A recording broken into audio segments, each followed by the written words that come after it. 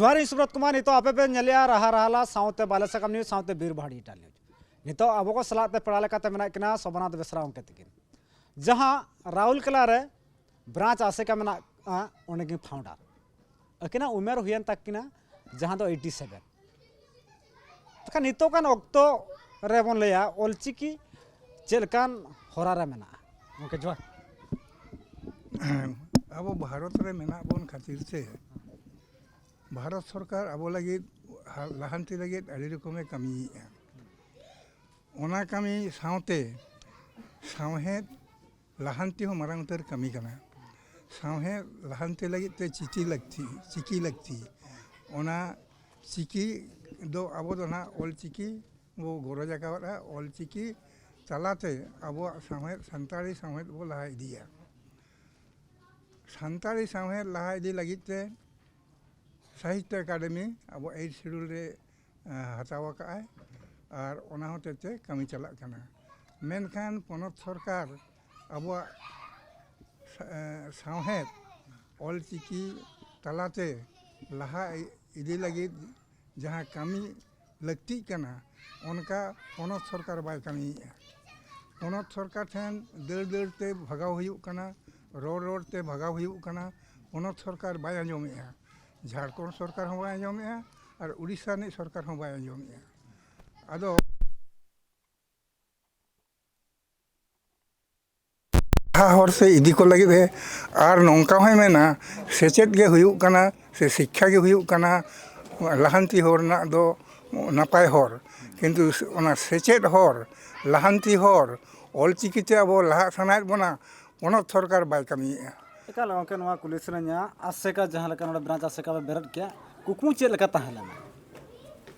कुकुमु चेल लका ताहेलन ता पे ब्रांच आसेका बेरड के जहां का बिन फाउंडर का मांगते चेल लका ताहे कना होय कुकुमु चेल का ताहे का चेल का पे थोब लेता आदो पोनिचा दिस उदिस लेकाते उनकिन ना ऐसे तकिन बेरड किया ओना बायलो ताहे कना निथो मेना गया ओना बायलो रेना कमी लेकाते नोडे दो एहब लेना ओने जे पिया जिनिस नोडे मेना सावता सेचेत लाक्चार तब समाज हों बोला सावता हों बोला लाक्चार राइज हों बोला नोआ को जो जिनिस के कटिज कटिज ऐसे काई कमी इदिया अदो ओनाते नित हों छुटो हुई कान गया नित हों ओना लहानती होर बो पांजायत गया अदो एंटेर हों मिमिटन कमी रे सरकारा गोड़ो दरकारोआ ओंडे सरकार बाय गोड़ो अबो कना अदो नोना खातिर ते कमी दो मेंदो इरल धाप रे सेलेक्ट करते 22 बछर हुए ना 22 बछर नित धबी तो उनका डेवलपमेंट कमी के बचुअन मेंदो ओकर स्कूल बेरे सचिन उनका बचुअन चेल बिन मेना ओना को दिक्कत अदो ना सरकार नेग्लिजेंस कना सरकार बाय नेले ठीक सही बाय नेले बाय नेल खाना चेलका चिके लेखाना नेला आदो चेक बो चिकेया सरकार बो बगिया ओना हो बांग गानो कना भोट बो एमाया ओना हो बांग गानो कना ओना ठेन दरखास्त बो एमा पेटिशन बो एमा रोड़ा बो इनेगे और जदि सरकार चन आको भीतर को बदलोआ अकय सरकार बाय कमी बन कना नितो जदि उनी सरकार बदल लेन खान ओचो लेन खान एटा सरकार पारे कमी बन खान एनेगे और बांका नितो हाबिते झारखंड रे नय 2000 खन 2025 हाबिज जहाँ सरकार बनाव कना ऑलचिकी रेना दो बाको कमी का माचेत हों बाको बाहेल आकाद कोआ पुथी हों बाको छापा आका और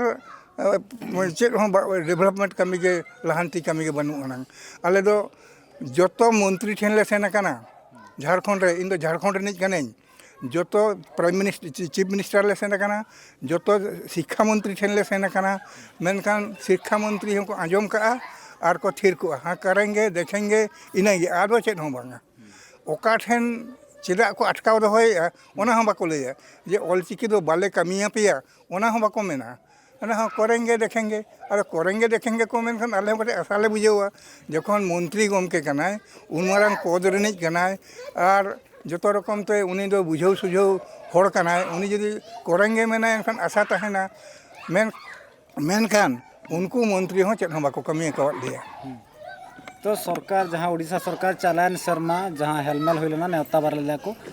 नेसो खोना जहाँ लका 25-26 जहाँ लका शिक्षा वर्ष में केजी खोना पीजी को पढ़ा सरकार लेके मैं निधबी तो ओना कमी होरा बाय ᱦᱳᱭ ᱟᱫᱚ ᱥᱚᱨᱠᱟর যে চেক উইহার কা চেক যে সাতাও সানায় কানা চেক যে শাসন लगती है अभी ना उम्र जहाँ का 87 और नितो का जहाँ का जनरेशन जहाँ ना को चल का एक्शन को हताव लगती है আবো আবো অনকা ডাইরেক্ট অ্যাকশন হাতা মা বড়ি মুশকিল আছে আবো বো আন্দোলনা সরকার বো বাইকটিয়া অনকা মা দাড়ি বনু অন্তবনা আবো দো আরদাস গে বো বাড়ায়া 2003 माह रे दमे आंदोलन नेलो कान था डहार बंद पूरा लाख लाख हड़ पूरा अब जहाँ भुवनेश्वर ना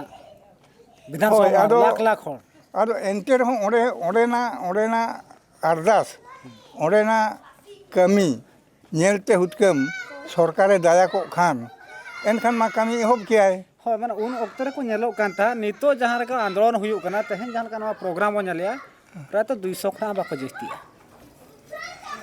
ᱟᱫᱚ ᱥᱮ ᱱᱚᱣᱟ ᱚᱞᱪᱤᱠᱤ ᱨᱮᱜᱮ ᱩᱱᱟᱹᱜ ᱜᱚᱨᱚᱡᱽ ᱠᱚ ᱢᱮᱱ ᱛᱟᱠᱚᱣᱟ ᱥᱮ ᱚᱱᱟ ᱠᱷᱟᱹᱛᱤᱨ ᱯᱟᱞᱮ ᱥᱚᱨᱠᱟᱨ ᱦᱚᱸ ᱢᱟᱱᱮ ᱵᱟᱠᱚ ᱜᱚᱨᱚᱡᱟᱜ ᱠᱟᱱᱟ ᱯᱟᱞᱮ ᱵᱟᱹᱧ ᱵᱟᱝᱟ ᱠᱟᱹᱢᱤ ᱢᱟᱱᱮ ᱠᱟᱹᱢᱤᱭᱟᱹ ᱠᱚᱫᱚ অফিসিয়াল ᱠᱟᱹᱢᱤᱭᱟᱹ ᱠᱚᱫᱚ ᱴᱷᱤᱠ ᱜᱮ ᱢᱮᱱᱟᱜ ᱠᱚᱣᱟ ᱟᱫᱚ ᱟᱸᱡᱚᱢ ᱦᱚᱲ ᱞᱟᱹᱜᱤᱫ ᱛᱮᱫᱚ ᱦᱚᱭᱛᱚ ᱱᱤᱡᱮᱨᱟᱜ ᱵᱮᱠᱛᱤᱜᱚᱛᱚ ᱚᱥᱩᱵᱤᱫᱷᱟ ᱛᱟᱦᱮᱸ ᱫᱟᱲᱮᱭᱟᱜᱼᱟ সময় রে বাকো হেজ আকানা তবে ওনা খাতির তে অলচিকি বাকো কুসিয়ে কানা ওনা কথা বাবু মেনা আর ওনা গুরু অঙ্কে লেটো না অলদো বারাই কানা আবার তলদো হয় আদো মেনখান কামি যদি তাহেনা ভিড় এ বাকো হেজ দাঁড়িয়েগা অনে এনাং কথা নিউ জেনারেশন কো ঠেন চেত মেসেজ তাবেনা আদো নিউ জেনারেশন ঠেন দো নোয়া আরদাস দো উনকু কোড়া গিদরে কুড়ি গিদরে যাহা রেগে কো পাঠাও যাহা মিডিয়াম রেগে কো পাঠাও उनको हों ऑलचिकी चेदो दो रस्क दो हुईमा और हुमा और उनको हों वो लय को उनको हों वो और सामटाव को दला अब ऑलचिकी दो पढ़ा पेगे चिकाते नौका हो मेना एटा भाषा से उच्च है बापाई करो जबे आशा उच्च करो आगे निजो मातृभाषा और ओना लेकाते आम इंग्लिश तेम पढ़ाओ हिंदी तेम पढ़ाओ उड़िया तेम पढ़ाओ और एंटर हों अपनारा चिकी अपनारा पार्सी अपनारा साहेद सेमलेट नोआ कोदो गरजा तगे हुयुआ ओनाते जतो गिदरे गे इंग्लिश मीडियम ते जहां तिनगे उनी इंटेलिजेंट हुयु हिंदी ते उड़िया ते जहां तिनगे इंटेलिजेंट हुयु हुई होचोने बड़ी दो बंकना किंतु आबो लगिद हो आबोआ ते हो उनका के छुटो हुयया और कमिते हुयया बंकन आबोआ जाति आबोआ समाज आबोआ साहेद आबोआ सेमलेट चेत हो बंचाव बंग तहना चिकाते ओनामा उनको लगित गे उनको फ्यूचर जेनरेशन लगित गे नो कोमा तैयारो काना बना काना यदि ako बाको कुसिया एनखान दो ako को असुविधा एकाल अंके दिन सरकार जदि बायमो काना मोठे के बायमा बना सरकार मनखान उनका जनरल को जहां चला काना जे कन्वेंट को चला काना सरस्वती शिशु मंदिर को चला काना एमान नोका जहां का अलग प्राइवेट ते शिक्षा चला काना जहां का इंग्लिश मीडियम को का उनका लेका अब संताल को चिंता लेखा चलका काना आबो सरकार नोडे बाय नजर आबन काना होय ठीक गया ओना मिटेन कथा काना ताहले खान आबोते पैसा कलेक्शन काते हराम काते जावरा काते जोगाड़ काते बिल्डिंग बनाव हुआ माचेत बछाव हुआ गिदरे को पढ़ाव हुआ नितो सरकार चिकाया जूता मोजा जमा साइकेल को एमा को काना अदो ओनाते चेत को मने सरकार ठेन सरकार स्कूल ले पढ़ाव लेखान आले नवा नवा फैसिलिटी ले नामिया जदि ओनकान फैसिलिटी पे एमा ले एनखान ऑलचिकी स्कूल ले पढ़ा बाखान बाले पढ़ावा नौका जदि मनोभाव गिदरे और ये तहेना नेतार रेगेज और गिदरे को तो इंग्लिश मीडियम करे को पढ़ा काना होय उनको तो जहां लेकाते उनको इंग्लिश मीडियम स्कूल ना टाका को एम दाड़ा काना एनते खान होय उनको संताल मीडियम खुलेव खान चेत उनको टाका बाकम दाड़ा एम दाड़े आको ओना दो मने रेगे और हयतो साइड होरेन हो नौका को रोपड़ा या नोआ आमी गिदरा इंग्लिश मीडियम ते पास लेखाने भागी रिजल्ट लेखाने उनी दो प्लेसमेंट हो नामा और मकान भागी चाकरी नामाय हे चों ऑलचिकी से दो तिसो नामो से बांग नामो नो नौका को रोपड़ा मेनखान नेल लेखान अब बो नेलेया जहां ऑलचिकी ते मास्टर डिग्री हताव का है मिमिटें जगह रे उनकान को हो माचेत को बनाव काना ये प्रोफेसर लेक्चरार को बनाव काना अदो होरा बुझाव हो सोचे हुआ अदो माने उन्हें जदि बाय बुझावा एटा होरा लेखा से